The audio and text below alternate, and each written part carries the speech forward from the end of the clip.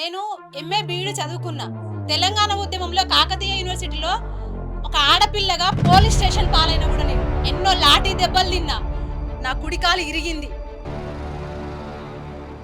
ఉసిరే దలిగిందో నీకు ఉసిరే దలిగిందో, ఓ కల్వకుంట్ల చంద్రశేఖర ఉసిరే దలిగిందో.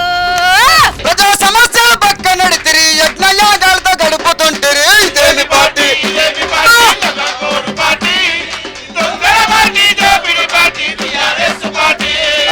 ఎందరు మంత్రులైతే ఉన్నారో గత ప్రభుత్వంలో అంతమంది మంత్రులను ఎమ్మెల్యేలను చివరికి వాచ్మెన్ల కాన్ నుండి కాళ్ళు పట్టుకొని మంత్రుల పర్మిషన్లు తీసుకునే కాడికి వెళ్ళిన